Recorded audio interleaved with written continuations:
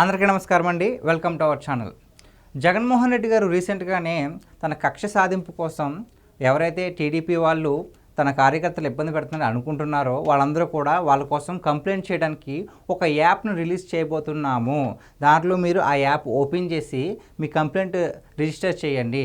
ఎవరి వల్ల మీరు బాధపడ్డారు, సో ఏదైనా ఆధారాలు ఉంటే ఆధారాలు కూడా పెట్టండి. మన ప్రభుత్వం వచ్చిన తర్వాత సినిమా అంటే ఏంటో చూపిద్దామని చెప్పేసి ఆ యాప్ గురించి రీసెంట్గానే చెప్పారు.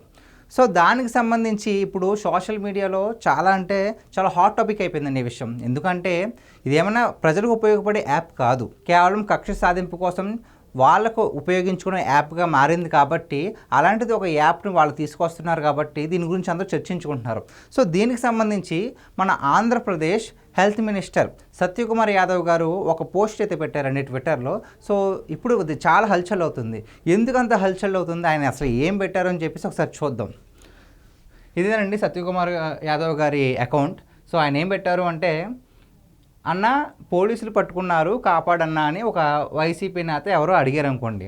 దానికి జగన్మోహన్ రెడ్డి గారు సమాధానం ఇస్తే ఎలా ఉంటుందంటే, నువ్వేం కంగారు పడుకు, ఫోన్ తీసుకో, ప్లే స్టోర్ ఓపెన్ చెయ్యి, అందులో రప్పారప్ప అని ఒక యాప్ ఉంటుంది, డౌన్లోడ్ చేసుకో, లాగిన్ అవ్వు, ఓటీపీ వస్తుంది, ఎంటర్ చెయ్యి, అక్కడ 11 పేజీలు ఫామ్ ఉంటుంది, చిక్కటి చిరునవ్వుతో దాన్ని ఫిల్ చెయ్యి, లాస్ట్లో వై నాట్ 175 అనే ఒక బటన్ ఉంటుంది, దాని మీద క్లిక్ చేయి, 4 ఏళ్ళు కళ్ళు మూసుకో, అందరికీ సినిమా చూపిద్దాం ఓకేనా అని మెసేజ్ వస్తుంది, కింద సిద్ధం బటన్ మీద క్లిక్ చెయ్యి, అంతే, ఇంకా అంతా భగవంతుడి మీద భారం వేసుకుందాం, ఆయనే చూసుకుంటాడని చెప్పేసి అంటే ఒక సెటరికల్గా ఈ పోస్ట్ అయితే పెట్టారండి. దాని కింద ఏం మెన్షన్ చేశారంటే, సోషల్ మీడియాలో చక్కర్లు కొడుతుంటే సమకాలీన రాజకీయ పరిస్థితులకు అద్దం పట్టేలా ఉందని షేర్ చేస్తున్నాను, అజ్ఞాత సృష్టికర్త సృజనాత్మకతకు అభినందనలు. అంటే ఆయన పెట్టింది కాదు, ఎక్కడో సోషల్ మీడియాలో ఆయన చూస్తే కనుక ప్రస్తుతం ఉన్న రాజకీయాలకు ఇది సూట్ అవుతుంది కాబట్టి దీన్ని షేర్ చేస్తున్నా అని చెప్పేసి అని పెట్టారు. సో ఇది ఎవరైతే క్రియేట్ చేస్తారో వాళ్ళకి నా అభినందనలు అని చెప్తున్నారు. సో నాకు ఇది చూడగానే చాలా నవ్వు వచ్చిందండి. ఎందుకంటే వై నాట్ 175 చెప్పారు, అలాగే చిక్కటి చిరునవ్వు అంటున్నారు, 11 అనే నెంబర్ని యూజ్ చేశారు. నిజంగా చెప్పాలి అంటే ఇలా హేళన చేయడం ఏమాత్రం తప్పు కాదని నాకు అనిపిస్తుంది. ఎందుకు అంటే కక్ష సాధింపు చర్యలు చేసుకోవడానికి యాప్ క్రియేట్ చేయడం ఏంటండి. సో ఓకే, జగన్మోహన్ రెడ్డి గారు నిజంగానే టెక్నాలజీని యూజ్ చేసి ఒక యాప్ క్రియేట్ చేస్తారనుకుందాం. మరి వీళ్ళ కక్ష సాధింపు కోసం టెక్నాలజీని యూజ్ చేసిన ఈయన మరి ఆయన ప్రభుత్వంలో ఉన్నప్పుడు, ఆయన అధికారంలో ఉన్నప్పుడు మద్యం షాపుల్లో ఎందుకు డిజిటల్ పెట్టలేదు? అది ఒక్కదానికి ఆన్సర్ చెప్పండి. మరి అప్పుడెందుకు ఓన్లీ క్యాష్ని మాత్రమే తీసుకున్నారు? అప్పుడెందుకు ఈ టెక్నాలజీని యూజ్ చేసుకోలేదు?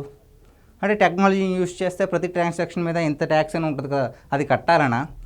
అలా కట్టాలని ఆలోచిస్తే ఇప్పుడు జరుగుతున్న లిక్కర్ స్కామ్ అనేది నిజమే కదా. మరి దీన్ని కూడా చాలామంది వైసీపీ నాయకులు లేదు లిక్కర్ స్కామ్ అనేది జరగలేదు, మద్యం వల్ల లిక్కర్ స్కామ్ ఎలా దోచుకుంటామని చెప్పేసి అడ్డంగా వాదిస్తున్నారు. మరి అలాంటి వాళ్ళకి ఇప్పుడేం సమాధానం చెప్తారు?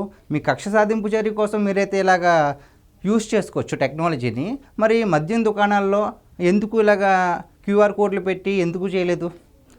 అంతెందుకండి, ప్రజెంట్ ఒక పల్లెటూరులో ఉన్న టీ కొట్టుకు వెళ్ళినా సరే అక్కడ క్యూఆర్ కోడ్లు ఉంటున్నాయి, ఆన్లైన్ ట్రాన్సాక్షన్స్ చేస్తున్నారు. అలాంటిది అంత ఎక్కువగా అంటే గవర్నమెంట్కి ఎక్కువ ఆదాయం వచ్చేది కూడా మద్యం వల్లే కదా, అది అందరికీ తెలిసిన విషయమే. మరి అలాంటి విషయంలో ఎందుకు ఆన్లైన్ ట్రాన్సాక్షన్స్ పెట్టలేదు, ఓన్లీ క్యాషే ఎందుకు తీసుకున్నారు? ఈ ఒక్కదానికి ఆన్సర్ చెప్పండి ఎవరైనా సరే. సో దీన్ని బట్టి మనకేం తెలుతుందంటే నిజంగానే లిక్కర్ స్కామ్ అనేది జరిగింది. దానికి పర్ఫెక్ట్ ఎగ్జాంపుల్ ఇదే. ఇక మన విషయంలోకి వస్తే ఇప్పుడు సత్యకుమార్ యాదవ్ గారు పోస్ట్ పెట్టింది అయితే 100% కరెక్ట్ అండి. వీళ్ళని ఎందుకంటే కక్ష సాధింపు చర్యల కోసం కూడా ఇలాంటి యాప్ క్రియేట్ చేసుకున్న వాళ్ళు రేపొద్దున చంపేయడానికి కూడా యాప్ ఎందుకు క్రియేట్ చేయరు? ఆల్మోస్ట్ ఇది ఒకటేని నాకు అనిపిస్తుంది. ఎందుకంటే ఎవరో ఫర్ ఎగ్జాంపుల్ దీన్ని మనం ఎలా ఉదాహరణగా చూసుకోవాలంటే, ఒక వైసీపీ కార్యకర్త కావచ్చు, లేదంటే ఇంకొక నేత ఎవరన్నా కావచ్చు, ఫుల్గా డ్రంక్ చేసి ట్రంక్ అండ్ డ్రైవర్ దొరికిపోయారు. ఇప్పుడు ప్రజెంట్ కూటమి ప్రభుత్వంలో ఉన్న ఒక ఆయన పట్టుకున్నారు. ఈయన ఏం చేశాడు, ఆయనకు తెలిసిన నాయకుడికి ఫోన్ చేసి, అన్నా నేను ఇలా దొరికిపోయినా అంటే అప్పుడు వెళ్ళి ఫోన్ చేసి ఫోన్ ఓపెన్ చేయి, ఇప్పుడు ఈయన చెప్పారు కదా ఫోన్ ఓపెన్ చేయి, రప్పారప్ప యాప్ డౌన్లోడ్ చేసుకో, అందులో కంప్లైంట్ చేయి, ప్రతి చిన్నదానికి కూడా కంప్లైంట్ చేయరు అని గ్యారంటీ ఏంటి? దీన్ని సద్వినియోగం చేసుకుంటారని గ్యారంటీ ఏంటి? సో వైసీపీ నాయకులు ఈ యాప్ని దుర్వినియోగం చేసే అవకాశం ఉంది కాబట్టి ఈ యాప్కు అనుమతి ఇవ్వడం కూడా కష్టమని నేను అనుకుంటున్నాను. ఇంకొకటి ఏంటంటే ప్రజల నుంచి అంగీకారం కూడా రాదు అని నేను అనుకుంటున్నాను.